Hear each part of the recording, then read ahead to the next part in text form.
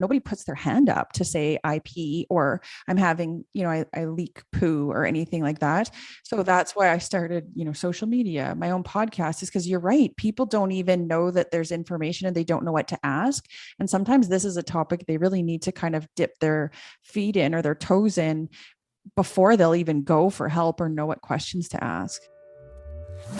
Welcome to the Feisty Women's Performance Podcast. I'm your host, Sarah Gross, Ironman champion, PhD in women's history, and founder and CEO of Feisty Media. I started this show because I wanted to cut through the BS of diet culture and fitness culture and actually learn from high-achieving women at the top of their game who have figured out how to feel and perform their best at every stage of life. So I chat with experts, elite athletes, and leaders who have learned to succeed despite the massive gender data gap in exercise and medical science and product development. Every episode is filled with information, advice, and anecdotes that will help you fulfill your potential as an athlete, mom, leader, or business owner. And listen up.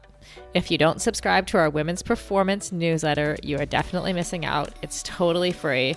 So head over to womensperformance.com and subscribe now. That's womensperformance.com. This podcast is a production of Feisty Media.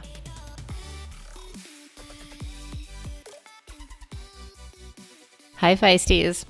Okay, I need to start by making an admission that usually when pelvic floor conversations come up or pelvic floor experts are hosting a session at an event I'm at or something like that, I usually kind of disregard it as something that doesn't affect me because I don't pee myself while doing double unders at CrossFit.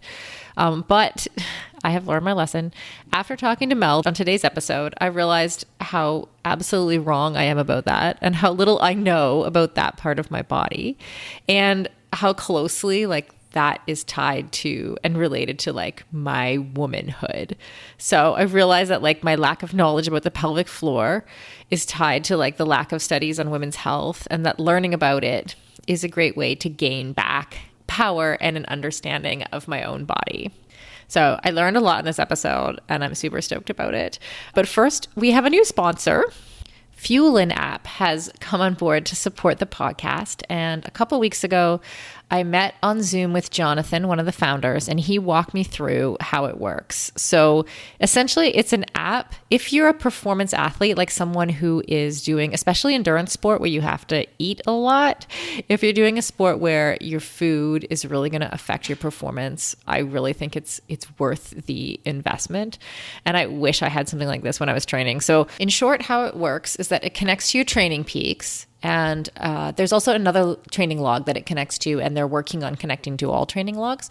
And what happens is it bases food recommendations and fueling recommendations really based on your training, right? So that will be how many carbs, protein, how much fat you need at different points of the day based on your training. And so you can essentially, this is the key, is it gives you recipes, recipe options. So for example, if they're you need a protein, you need this amount of protein, this amount of carbs, whatever, right after your lifting workout, then they can also will kick up a recipe for a smoothie that you could make that would fit exactly what they're recommending. So that's that was always the practical side was always what I thought was missing in the nutrition information I had as an elite athlete, because it's people can tell you how many grams of carbohydrates and grams of protein you need, but there was a lot of heavy lifting to figure out what that actually looks like in terms of real food. So that's where I personally saw the benefits of the app, that actually being able to know what to make and how to make your food and the recipes. And I know there are lots of other benefits. At some point soon, we're actually going to be talking to a dietitian who works closely with them. So we will learn more about the app. But I thought it was pretty cool to get the walkthrough, and also extremely cool that they want to support us. So today's episode is with Melissa Dessaulles. She's a pelvic health physio, and she guides women through pregnancy, birth, and recovery. And she's the host of the Pelvic Floor Project podcast and founder of Mummy Berries. So Mel and I talk about all things pregnancy and postpartum for active women. And I honestly, like I said, I learned a ton about the pelvic floor just in general.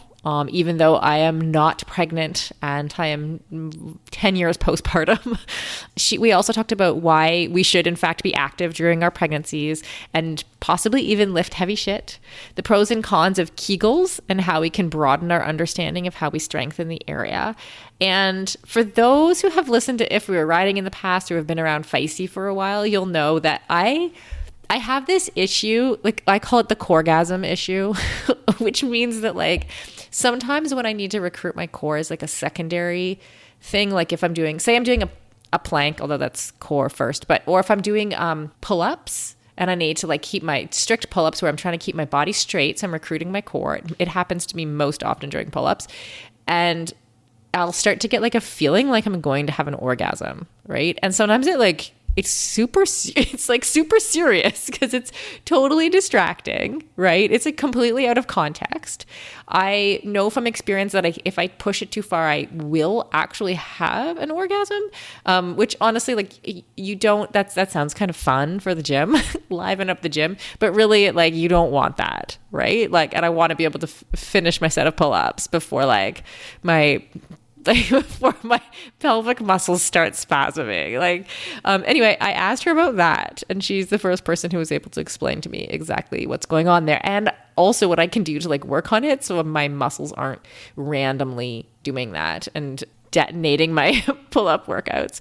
And I also asked her about the connection between what she does as a pelvic health physio and mental health, especially with women postpartum who sometimes are suffering in silence with problems that they don't feel are normal. So great discussion with Mel coming up.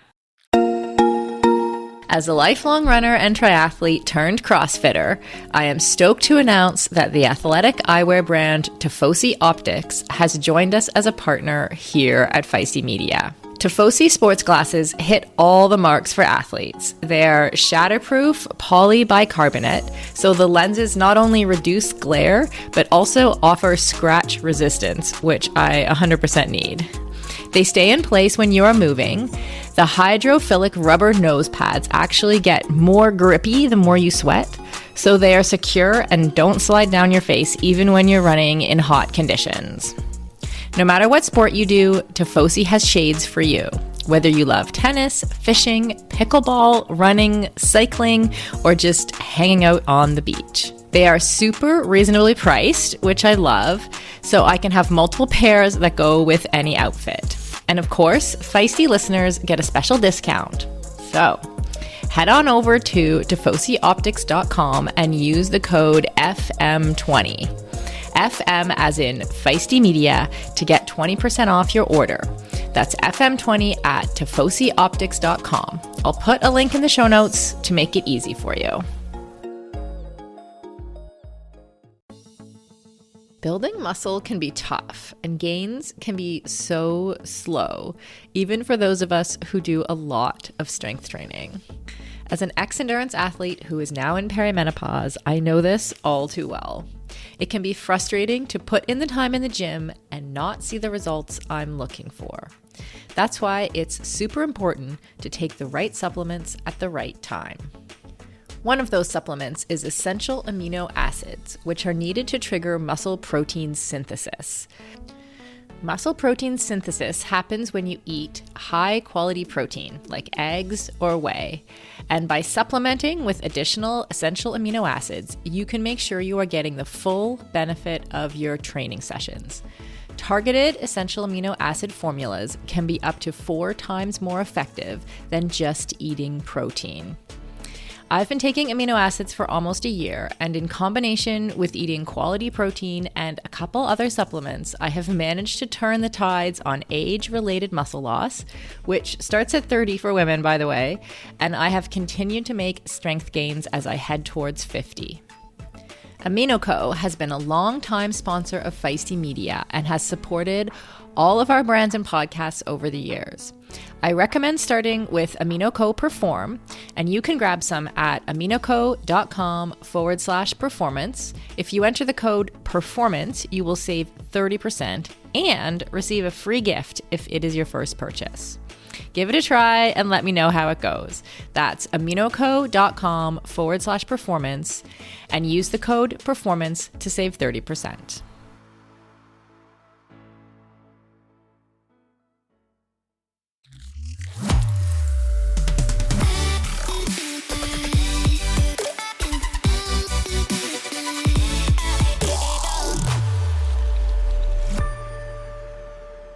Melissa, hi. You say that you're the physio for the embarrassing things. What does that mean? Well, I would say that people don't necessarily associate physios with things like leaking pee and poop and feeling heavy in the vagina and, different muscle. You wouldn't think of a muscle cue being hook your clitoris, but those are things I say every single day. And I did not expect that this would be my area of practice when I went into physio school. I think lots of my classmates laugh at me because I would have been voted the least likely. But there are a huge group of muscles that live in the pelvis and they just happen to have embarrassing jobs. So I'm a physio for embarrassing things. Wow. Okay. Sorry. Hook your clitoris? Yes. So what does that mean? Just try it, Sarah. Well, how do you hook it? Which way? Am I hooking it up or am I hooking it down? Hook it up and tell me what you feel. You feel your pelvic floor. Oh, I see. You see? Yeah. Which is different to. Whereas thinking of squeeze your anus, close your anus, yes. Then that is at the back of the pelvic floor. Yes. Oh, okay. So I'm for our audience, I'm literally doing this right now. They probably are too, if folks are sitting when they're listening, but like, I never even thought of that you're like I'm used to hearing something like hold in your pee, like a generic. Yes. It's the same, Sarah, as front of your shoulder, back of your shoulder. You wouldn't say if you lift your arm forward, that's the front of your shoulder. If you lift your arm backwards, that's the back of your shoulder. Wow. Okay. I learned something already. See? Right at the beginning, right off the hop. Here we go. So tell me, like, how did you become so passionate about women's health? So I've been a physio. I went to the U of S in Saskatchewan, and I graduated in 2016. So no, 2006, not 2016. So I don't know. I've been a physio since 2006, and I mostly worked in hospitals, especially people with head injuries. And then I had a baby and that totally changed everything. And it was my own experience with embarrassing symptoms after that made me start to, because I don't think I listened that well to the couple lectures in physio school about the pelvic floor, because it's kind of a specialized focused area after.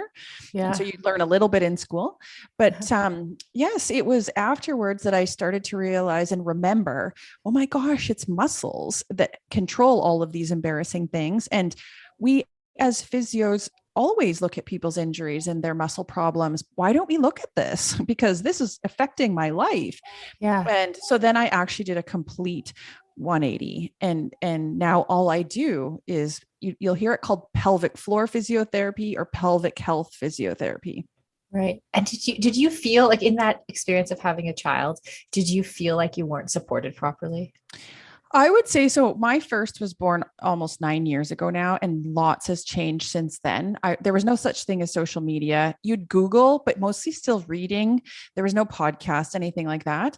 And so I would say I didn't have any idea what questions to even ask, but no, it wasn't offered. Not even my friends, which I would say we were very close, didn't offer me any suggestions. And so there were pelvic health physios. It's just wasn't as nobody talks about this stuff. And so if you don't know what to ask and your doctor's visit is 10 minutes long and, they generally ask about how's your breastfeeding, how's your mood, and do you need birth control? Mm-hmm. Right. Mm-hmm. So I guess I didn't feel supported, but it's not like I asked and I didn't get it. I didn't even know what to ask for. And you just chalk so many of those symptoms up to, oh, well, I've just had a child or it's normal. Yeah, that's why I always say it's important to tell stories, and like through this process of doing the podcast too. It's like sometimes I know what experts to ask about what, but sometimes like we're before that, like we're pre-question. almost. Yes. Like we Yes. don't even know what to, we just know like there's something slightly wrong. And if we all start talking about our stories, maybe we'll figure out the right question in the first place. Absolutely. Absolutely. And I found that when I first started working in the area, how many people are having these issues, but it's hard to get the clients because I would start to do workshops and everything, and nobody comes. And if they do come, nobody puts their hand up to say I pee or I'm having, I leak poo or anything like that. So that's why I started, social media, my own podcast, is because you're right. People don't even know that there's information and they don't know what to ask. And sometimes this is a topic they really need to kind of dip their feet in or their toes in before they'll even go for help or know what questions to ask. Right. Okay. So since we're there, I'm going totally off script, by the way. What are the questions that people should ask? Um, do you know what? Can we answer that at the end? Because I think that just from our conversation, I think I think a lot of it comes down to an understanding of our body. I actually just interviewed a guest the other day, and she said, her name's Michelle Lyons, and she's also a physio. She said women know more about their cell phones than they do about their body. Yeah. Which is true, isn't it? Yeah. And Yes. I think at the end of this, after we talk about some of this, I honestly think once we just learn more about our bodies, we know what questions to ask, because we kind of start to realize, oh, that's not normal that I'm supposed to have that.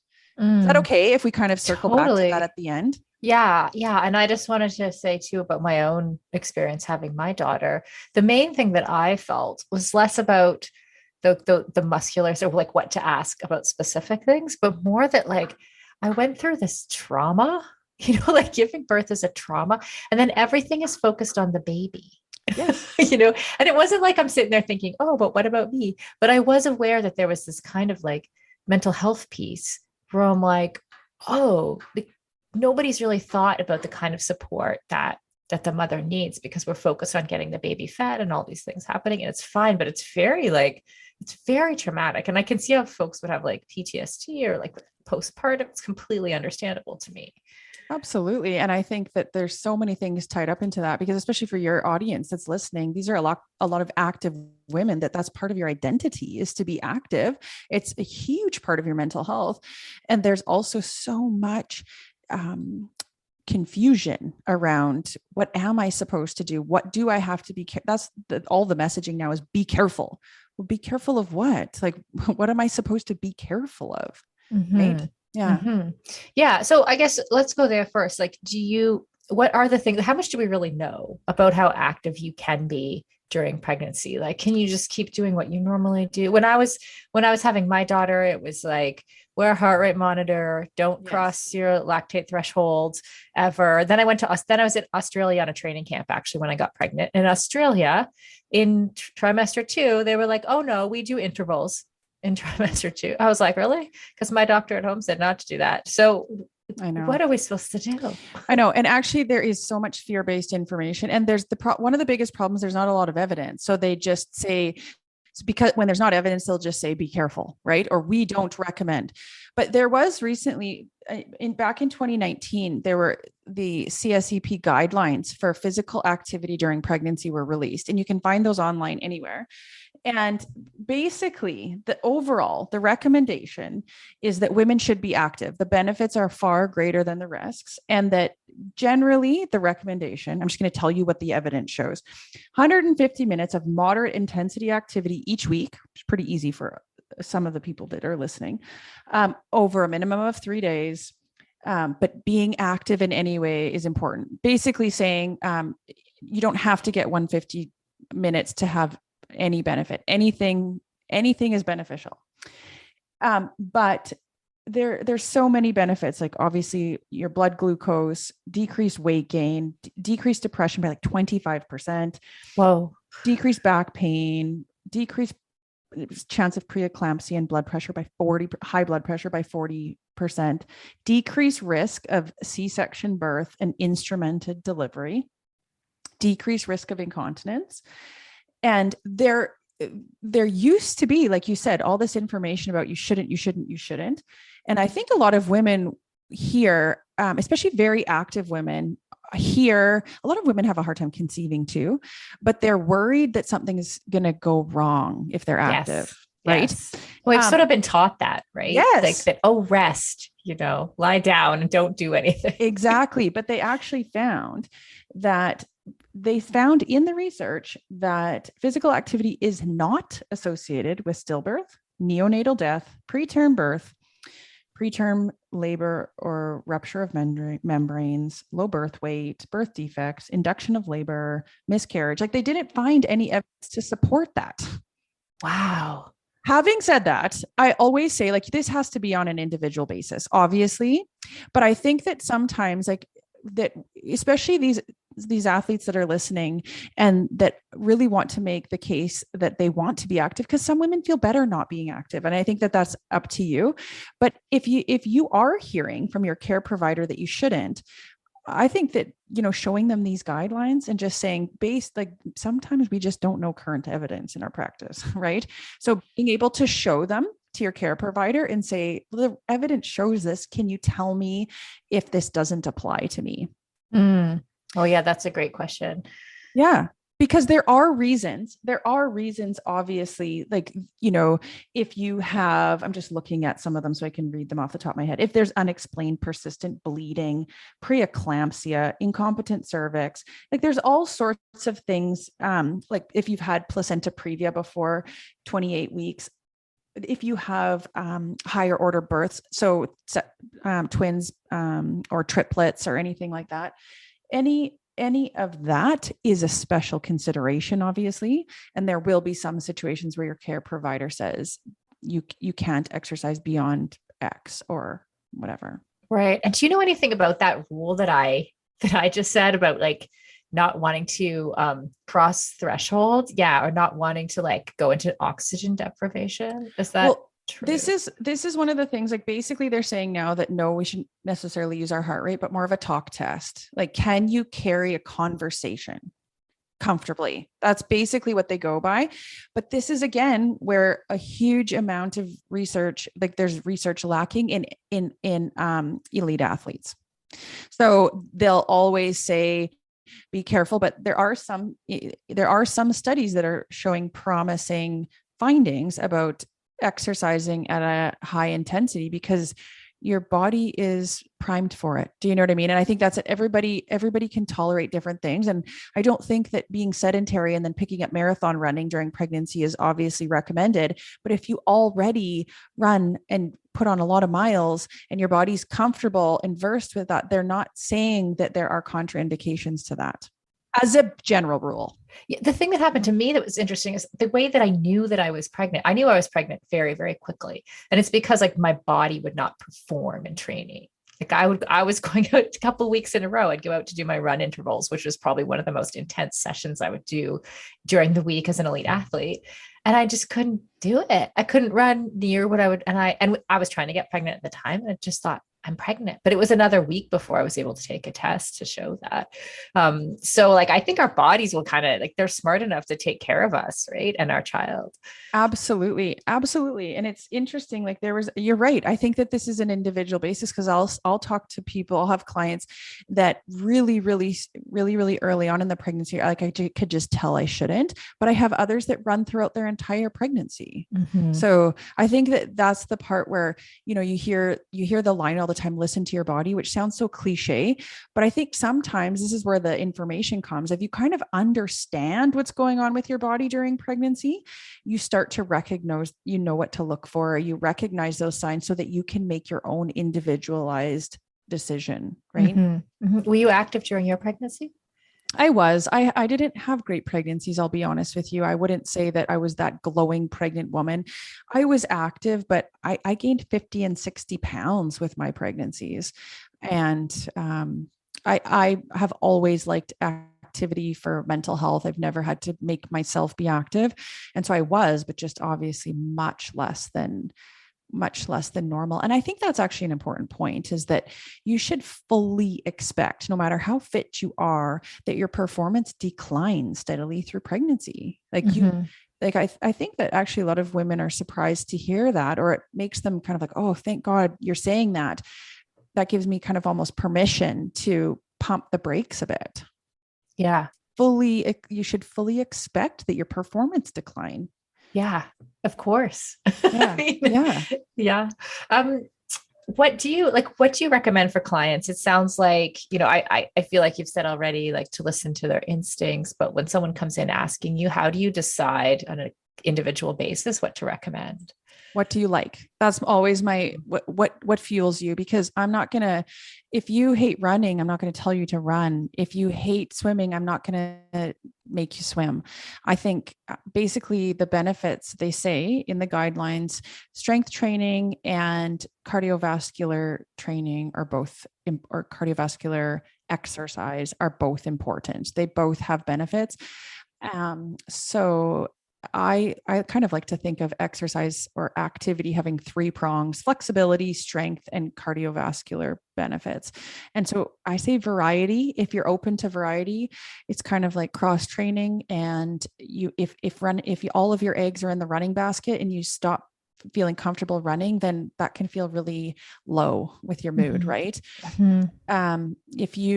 If the gym closes and you only go to the gym, that can feel hard.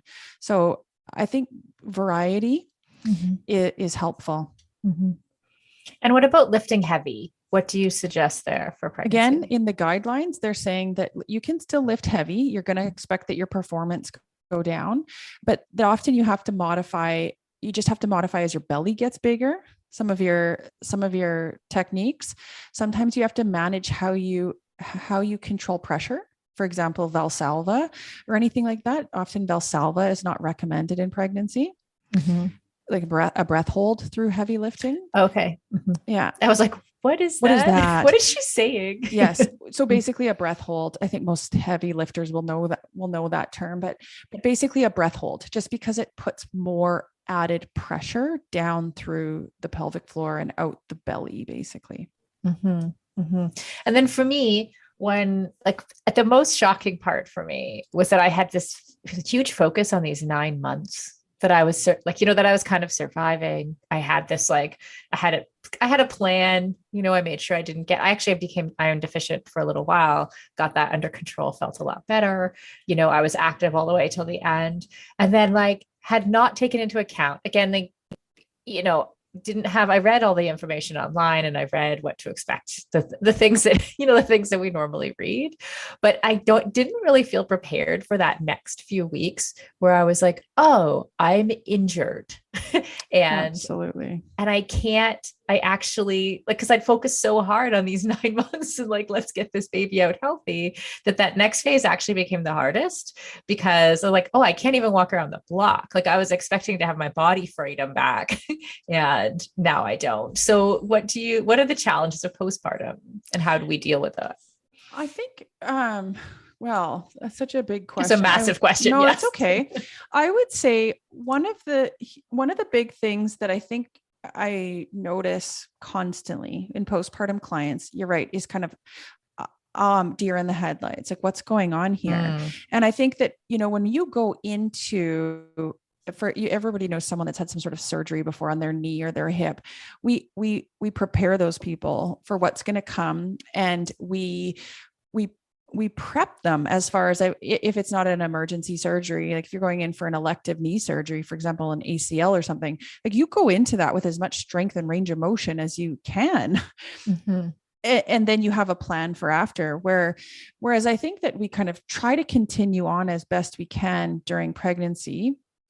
And then afterwards, the muscles that are most effective, like I said, most often the embarrassing muscles, are muscles we've never thought about. Everybody knows their knee muscles, but nobody knows their pelvic floor muscles. These are muscles mm-hmm, that live inside of us. Plus, they're very taboo. Nobody says the term clitoris or anus, mm-hmm, so we don't go to work or talk to our friends about this.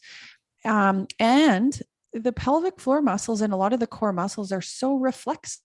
They don't require our attention. So then mm-hmm, all of a sudden, your postpartum recovery, not only during kind of sleep deprivation, but your body's very foreign to you. And you're supposed to focus on what? Like, I don't even know where those muscles are, let alone how to contract and relax them. So honestly, it's very much parallels any other musculoskeletal injury, in that most people listening to this will have had some sort of injury. And in the early phases, usually we spend a lot of time just resting, icing things, dealing with swelling, right? If you after your knee surgery, you're going to elevate, you're going to rest, and you're going to ice, and you'll wiggle your toes and everything a bit. And that's what we do for the postpartum woman is we say, use your padsicles, use your sitz bath, use your peri bottle. If you've had a C-section, rest. If you've had a vaginal birth, rest, and, try to get as help as best you can, but then nothing, then crickets. Whereas the knee surgery, after that acute swelling is gone and you feel better and you're starting to walk around the house, would you ever just go for a run? No, Right. you have no range of motion. You have Yeah. no strength. I can't run if I don't have that. Whereas with the postpartum woman, we're like, I got it. I'm going to go for a 10K. I've rested the day after I get my clearance. I'm going to do this. Like isn't it kind of crazy when you think about it? So I would say the biggest challenge is that there's crickets. Totally. Okay, I have a couple follow-up. First of all, padsicles. I've never heard them called that before, but I was very grateful for I know what you mean because I was told to like put pads in the freezer. So I had something frozen to put in my underwear, but like padsicles, that's great. So do you do with your clients, do you do prep for that phase? Like, do you like, Kegels type situation? Absolutely. So all a Kegel is, and this is where Kegels are given a cure-all status. Like you'll always just hear like, oh yeah, go home, do some Kegels. So after your knee surgery, if I just said bend your knee a few times and you're good, like pardon me, like are you sure that's it? And that's all a Kegel is. Kegel means flex, flex the pelvic floor. Right. It is so much more than that. And so absolutely, it absolutely starts in pregnancy because you don't have to wait till after that. We would never wait after that ACL reconstruction to learn what it feels like to bend and straighten our knee. We know that before. And so I love going into their birth feeling like they're ready. I think of the pregnant body as a friend in need, meaning you're growing, your muscles are lengthening, your body's changing. Let's understand what that friend needs and give it what it needs. And that's where I think every pregnant woman will be a bit different in that some women will be concerned more about diastasis. Some will be having to think more about modifying their exercise. Some will have more aches and pains in their pelvis. Everybody is going to have a different friend in need. Mm-hmm. So I think figuring out learning about the muscles involved, learning about how to work with that changing body, because or learning about the pelvic floor specifically in this situation, what does the pelvic floor feel like to flex or contract? Because I need to know what that feels like to stop pee and poop, right? Right. Whereas I also need to learn how to let go or lengthen those muscles to let a baby out without resistance, right? And I think that's what a lot of people don't understand. It's like, oh, I'm just got to get this baby out and then everything's fine. Well, your muscles let the baby out, mm-hmm. right? The muscles make up the opening. So the more you learn about how to feel in control of those muscles to allow the birth process to be easier, and then you can just pick right up where you left off with range of motion after, right? And I think that simple range of motion is what we do for every injury after, is get the range of motion, get the strength. And this is no different. So if you don't have an awareness before, it's harder to learn that after. Right. So what you're saying is like Kegels, like it's not just a simple solution, right? So like what beyond Kegels, like what do we know, or how can we expand on that knowledge? Like what can we tell our audience right now that's going to expand on like because right now I think, okay, I know how to do like, I think I know how to do Kegels. I could do that right now, but like, are there other things I could do? Here's what I think about. I'm a huge analogies person. And I find with this area, you have to use a lot of analogies. I picture the pelvis I picture the whole thing like a trampoline.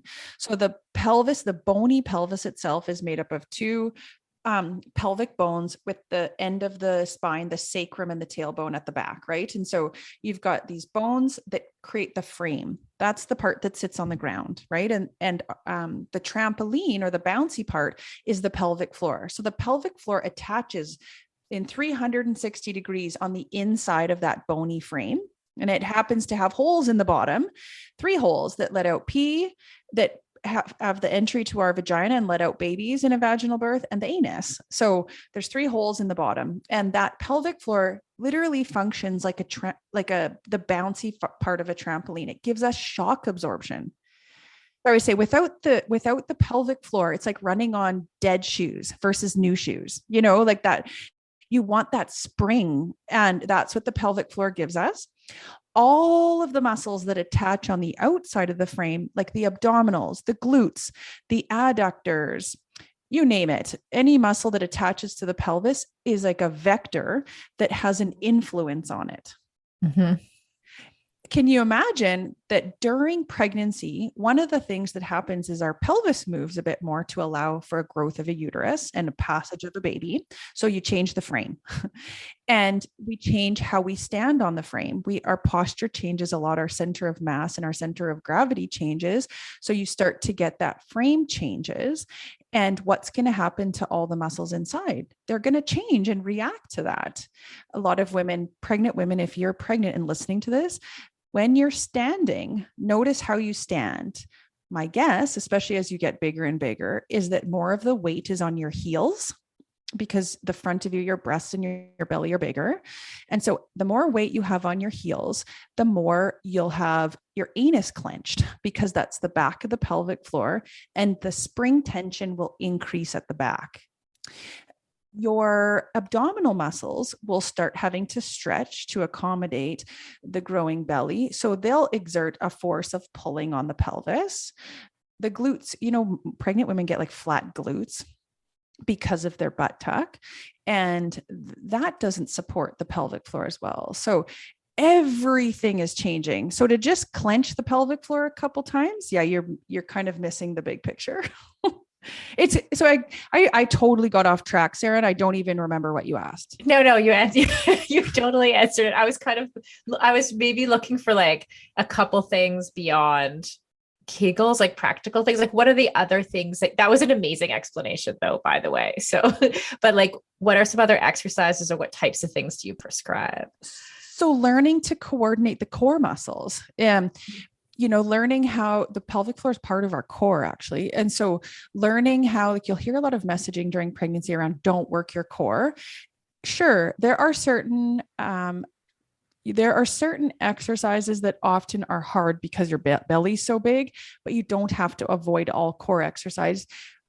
Learning how to make sure all your core muscles stay coordinated. And most people need some help doing this, but learning how to help all of that be coordinated helps your pelvic floor because it's part of the system. Staying in touch with your glutes during pregnancy is a very beneficial thing for your pelvic floor, because I think of the glutes as the big screws that hold everything together. Right. Very commonly pregnant women will have tight adductors. Mm-hmm.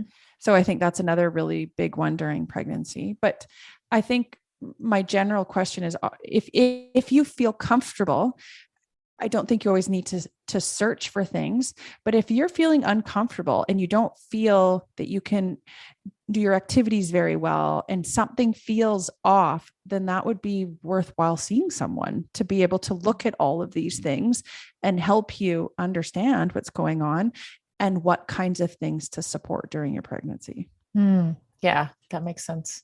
I have to ask you this because now I'm just super curious if you've heard this before, but one of the producers that work with us, she had heard before that like Kegels that Kegels was sort of invented by men almost, like as part of a patriarchal structure to like ensure tighten us up.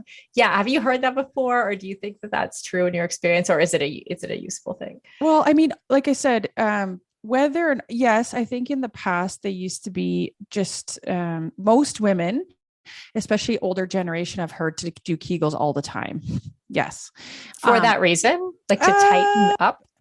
You do hear that a lot, but lots of women have different reasons. Like the number of women that think they're supposed to clench those muscles all the time, otherwise pee or organs will fall out. Like I could just list misconceptions all day long. Right.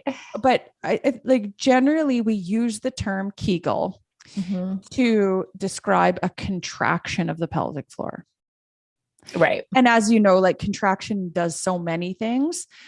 Why exactly, like, I don't know if I could totally comment on the origin and why exactly it was created. But yes, there are so many patriarchal messages and beliefs in the past about that area of our body, right? Yeah, it's like so many things. It's like it's a both and almost, like Exactly. you can't separate what we know about women's health from our dominant culture, right? And Yes. some things can be Yes. in the gray zone in that way, Yes. right? Yes. Exactly. Okay, I want to ask you I want to ask you about something completely random, but Yeah. like a few years ago, I was talking to one of my podcast hosts about the fact that like sometimes when I'm in the gym doing a core exercise, it's often not like a strict core. Like it might be a pull up or something where I need a strict pull up where I need core as a secondary thing to what I'm doing. I sometimes start to get like an orgasm-y type feeling, like when Mm. I clench those muscles down there. Mm-hmm. And so I Googled this. And it turns out that like a coregasm, quote unquote, for women is like a thing. And I found all these like articles and instances. And then when I put it out there, I got messages from all kinds of women who were like, oh, yeah, I've had an orgasm in the gym. Or like, do you know what that is? Have you Well, heard of that? basically, like in order to have orgasm, like you need a lot of, like, the pelvic floor goes through like contraction and relaxation. That's kind of like what the quivery feeling feels like. But Yeah. oftentimes leading up to that, it will be an overactive tension. Does that make sense? Like the pelvic floor is holding a lot of tension. And um, sometimes it's how you're doing your core exercise that you might not be thinking about your pelvic floor, but your pelvic floor is a very reactionary or very responsive group of muscles that, for example, like notice right now, when you just squeeze your tummy in, what happens to your pelvic floor? Oh, yeah. It kind of, It tightens. yeah. Yeah. Yeah. So Yeah. sometimes if you're doing a very core dominant exercise, Uh-huh. like, well, first of all, you will always get pelvic floor contraction with that, but Uh-huh. sometimes it can, it's an general overactivity of the pelvic floor. Right. Yeah. It's just Yeah.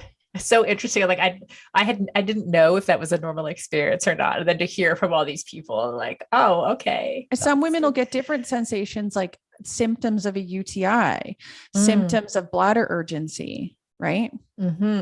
Oh, yeah, maybe I get that one too. Yes. That's interesting. Yeah, it's funny because some people said, "Oh, lucky for you." I'm like, "No, that's the last thing I want when I'm trying to do a pull up." Like, I'm in there like I can do 10 in a row, yeah, and then I can't because I feel like I'm going to have an orgasm. Like that's the last reason I want to stop doing my Yeah. But it's like exercise. an overstimulation kind of Right. overactivity. Yeah. Right. Yeah. Cool. Okay, let's go to this. What do you think are the most prominent gaps in the healthcare system for women right now? Yeah. Again, just lack of knowledge. And I think we're a very reactionary healthcare system. We're not a really proactive healthcare system. So we fix things as they come up. We don't necessarily help avoid the problem. Mm-hmm. Um, and I think it's very similar to how, again, approaching another, we do this better in the musculoskeletal world. If you know someone's going in for a procedure or a surgery, you prepare them and you kind of look for maximum efficiency before you do the surgery for better outcomes. But we know pregnant women are having babies. We know this is coming. This is like an elective thing, and we don't spend the time to educate them. And then generally, a lot of women suffer in silence with symptoms like prolapse, pain with intercourse, leaking. And after sometimes years, it takes them to bring it up to their family doctor. And usually they're sent to a specialist. And in the past, the specialists, the urologists or gynecologists, were surgeons primarily. So women would have a surgery first, but Mm-hmm. you'd never do that in the orthopedic world. Like if you had a knee problem, you wouldn't go straight to your family doctor and then get sent straight to an orthopedic surgeon for a surgery. You'd explore every option before you had a surgery, right? Yeah. So I Yeah. think that over and over and over again, you hear that out of a woman's mouth is, I had no idea anything about this. I would have done this. I wish I would have known. So I think the biggest thing is just knowledge dissemination.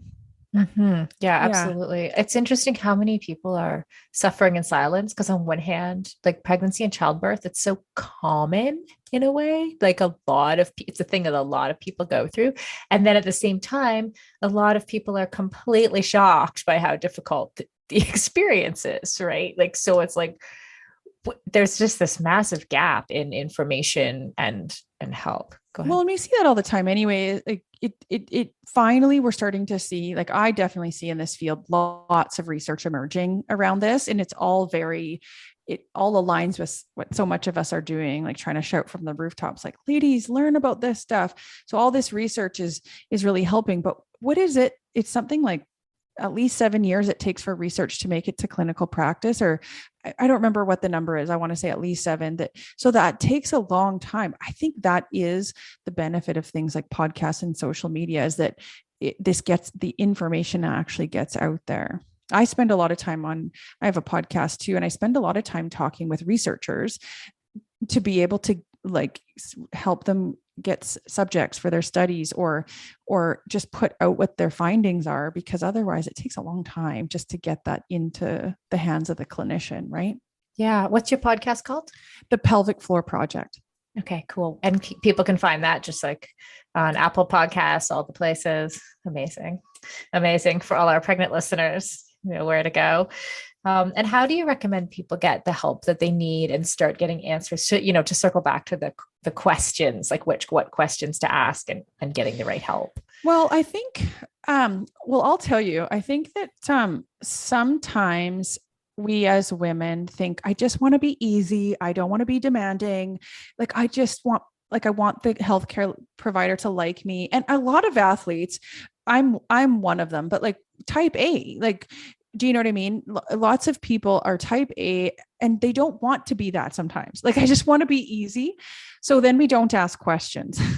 But I always say, like, when someone comes in to see me, I look at it this way. If you came in to see me and said, "Hey, Mel, I'm here to learn," then I don't really know what interests you. I don't know what you want to learn. So I think sometimes spending some time learning about what your options are for pregnancy and postpartum, so you know what interests you, if that makes sense. For example, listening to my podcasts or listening to me yak about this stuff on Instagram, so that you can listen, oh, I can see that I could have help for exercise, or just at least know kind of what maybe some of your options are. Because I think that's on us as clients, is to spend some time educating ourselves. I think that we know that healthcare providers are limited by their time. So I think that sometimes we put too much on them, right? To show up to your doctor's visit for 10 minutes and expect that they give you all exercise modifications and ways to prepare for your birth and everything. Like, I think that's unrealistic, Yeah. right? Mhm. And same thing, like, you would never go to your family doctor for exercise advice after your leg injury. Like, do you know what I mean? You just, who do you go to for that? Right. And so I think that spending some time figuring out what your questions are, and what you need help with. And because I think that goes down to, this is what we do as pelvic health physios. Just like after you have some other musculoskeletal injury, you know what healthcare providers you go to, and so we still do physio. It's just for a different area of the body, but basically, I would say, if you're pregnant, then go see someone. I actually have I think maybe this would help. I have an online program that I've created that walks people through. There's 6 modules for pregnancy. And the very first module is, what is my core and pelvic floor? Like, what does it look like? And how do I have control over that? And how is it changing in pregnancy? Number 2, what's with my pelvic pain? And what are all these pregnancy support belts? Like, do I need to know anything about them? The third one breaks down all the exercise guidelines, the evidence-based exercise guidelines, and how you're going to apply them to yourself, Mhm. because I think that's sometimes hard for people to do. I talk about mental and physical birth preparation, because at the end of the day, these muscles, in the case of a vaginal birth, they let out the baby. So feeling that you have control of those muscles, not just that you're able to tighten them for strength, because strength is important, but being able to relax them is important too. So I think that that's only 159 Canadian dollars, that program. So it's a very good cost effective way to learn a ton. And then you go to whoever is in your area, you research pelvic health physios that work with pregnant and postpartum women, someone that feels right to you, and go see them. And I think that the program's an excellent way to wet your feet and figure out kind of what your questions are. Yeah, figure out what your questions are. Yeah. I don't know if you're going to be able to answer this question, but I'm going to ask it anyway. As a pelvic floor specialist, like a physiotherapist, do you think that every pregnant woman should go to someone like yourself? Sorry, this is the first part of the question. Oh, that's okay. And go ahead. Do you want me to answer that first? Sure. Well, of course I'm biased. I think it would be the same as let me just see if I can think of an analogy, which I always love to do. To me, it's kind of, it goes back to the women know more about their cell phones than they do about their body. And I think we're very well positioned as physios to know a lot about the body. And I think it depends on how much you like to know, and how proactive you consider yourself. This isn't just to have a baby and to get back to running, but this is your whole life. Like, you only have this one body for the rest of your life. So, I mean, I'm biased, but all I like to do is give the information that everybody should decide for themselves. I find a lot of people go through that program that I mentioned and they feel like that's tons of information for them. Mm-hmm. Yeah. So I'm biased, but yeah, but I was just thinking, like, even someone I mentioned earlier before the show started, that I felt like I was like fairly fortunate. I had a fairly easy pregnancy, fairly easy birth, fairly easy comeback. And still, as I said, I still felt it was a bit traumatic. I still struggled a little bit with coming back. So it's sort of like, you can have an easy surgery, or you can have an easier injury than someone else had, but you still need a physiotherapist to help you through it, I think the other thing to think about, Sarah, I always picture let's go back to the knee again. Let's say you take 10 people that have had a knee surgery. And as a physio, if people said, all of these people need to see you? Well, I'd be like, well, it depends. Like, if this person, if their life is in a wheelchair, that's very different than someone that wants to get back to elite sport, or is someone that's 80 versus 20. And maybe they're feeling great. So, I mean, I think that if you're, at the end of the day, if something doesn't feel right, or you're not having your questions answered, or you're feeling like your body's holding you back, then absolutely. Yeah. Yeah. And I think my last question, and this is the one that I'm not sure, we don't need stats. I'm just asking from your experience, but we talk about women's performance in 4 pillars. One's physiology, nutrition, mental health, and culture. And that's how we've talked about it on this podcast and at our summit, and said, like, you can't kind of separate those things one from another necessarily. And I'm just thinking about what you said about, you're essentially talking about muscles and bones and super practical physiology pieces. But at the same time, like, we know that, if someone is used to activity and come back to physical activity faster, that's going to help their mental health. So do you think that some of the work that you do actually helps, like, close that gap from the number of people having postpartum depression and stuff like that? Totally. I mean, picture this, a woman coming in postpartum, let's say 3 years postpartum. I can't run with my friends anymore because I pee my pants. I have to wear huge pads, and it's giving me chafing in my labia when I run. Or I can't pick up my baby. I had a lady a couple of weeks ago. I can't pick up my baby. Every time I pick him up, I poop my pants. So I don't leave the house because I'm humiliated, and I don't know if I'll be able to go back to work. I haven't had sex with my partner in a year because my pain is so intense when he penetrates. Our relationship is falling apart. Yeah, this is stuff you hear on a daily basis. Yeah. Or I'm terrified to have another birth because I don't know. Nobody explained to me what my tearing looks like, or is that related to my hemorrhoids? So I think that probably answers the question. Like, they come in because they relate it to a physical issue, but these issues absolutely affect their mental health. And that's why I think, why don't women deserve this information? The evidence is very supportive of pelvic health physiotherapy, especially postpartum. And I was actually just interviewed someone the other day who did a study on basically the benefits of educating women about pelvic floor related injuries postpartum, and how they found that not only, this was just recently published, not only did it decrease some of the birth traumas, but it made the birth traumas easier as far as depression and mental health goes. So basically going in eyes wide open helped. Right. Yeah. Yeah. That's easy to understand, right? Like, of course, right? The more like knowledge is power. Yes. Right? Yes. Yeah. Wow. Okay. Well, thank you so much, Mel.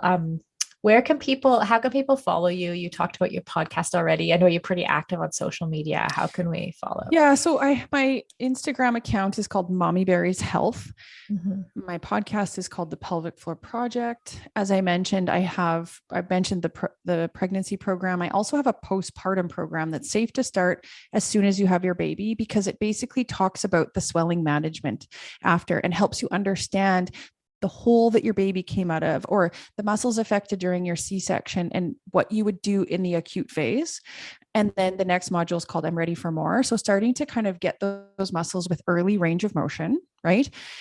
Starting to incorporate them in your day as a mom. So how to involve the pelvic floor and your core into lifting your baby or your stroller, and then progresses you through basically how to add impact, how to add running, how to add weightlifting. And it's all, you can do it all from the comfort of your home and supplement with seeing someone in person. So that's all on my website, mommyberries.com.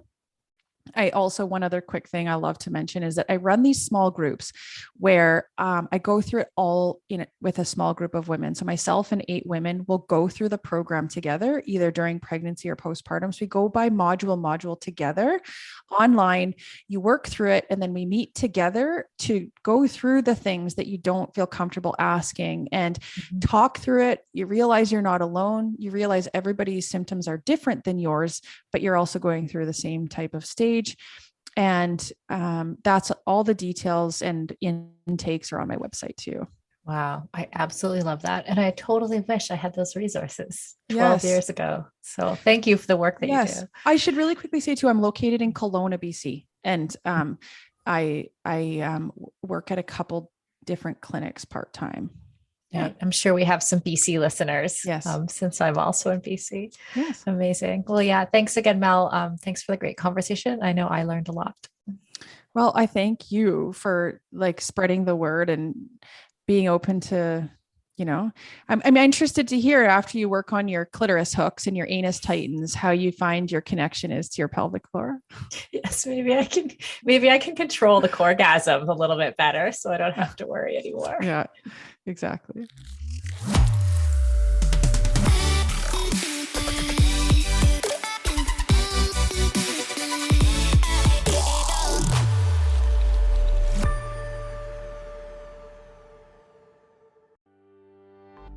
As we head into summer, rest and recovery are critical for improving sports performance, reducing stress, and living a long and healthy life. We should all invest in better sleep. So, think about the thing you lay your head on for 8 hours a night. If it's not exactly right for you, it can lead to needless tossing and turning, or worse, have you waking up with an unrelenting kink in your neck. My new Lagoon pillow has helped me improve my sleep immensely by pairing me with the performance pillow that has everything I need. So I personally was matched with the Otter pillow. Shout out to Team Otter, which I love because it has a gentle cooling effect.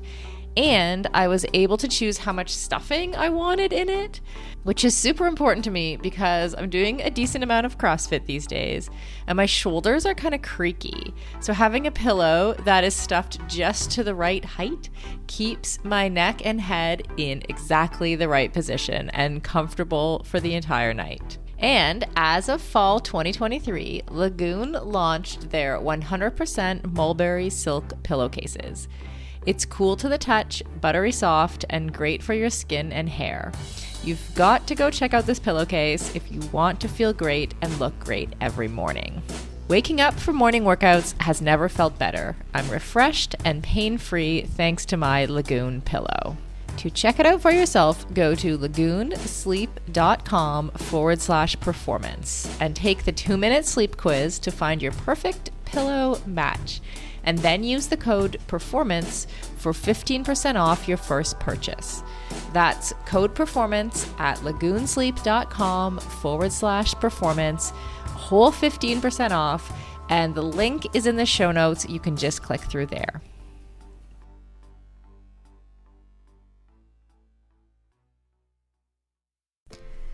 Endurance sports should be accessible to everyone, right? That's why we are so excited to be partnering with Motive. Motive is one of the fastest growing training apps in the world today, with thousands of amateur athletes signing up every month and a nearly perfect 4.9 star rating in the App Store. You are not a template, and your training plan should not be either. Prepare for running races, triathlons, cycling events, duathlons, or swim runs, however your season schedule shapes up, and get training written by some of the best coaches in the world in each discipline who know what it takes to help amateur athletes reach their goal on race day. The app takes the training written by those experts and then creates the most optimal training plan for your schedule, abilities, and goals. Plus, the training is fully customized to your race schedule, how much you can train each week, your current abilities, and the goals you want to achieve in your race.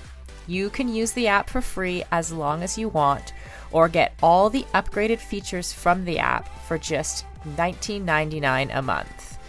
But as a Feisty listener, you can sign up at mymotive.com and use the code Feisty for 2 months of full premium access. That's right, you get 2 months of premium for free. So you quite literally have nothing to lose. So head over to mymotive.com, mymotiv.com, and use the code Feisty, Feisty. And on a personal note, I know the founder of Motive, and he is driven to make triathlon and all endurance sports more accessible for the athletes who care about their performance but who aren't quite ready for a full-time personal coach. If that sounds like you, definitely try the app for 2 months for free. You literally have nothing to lose.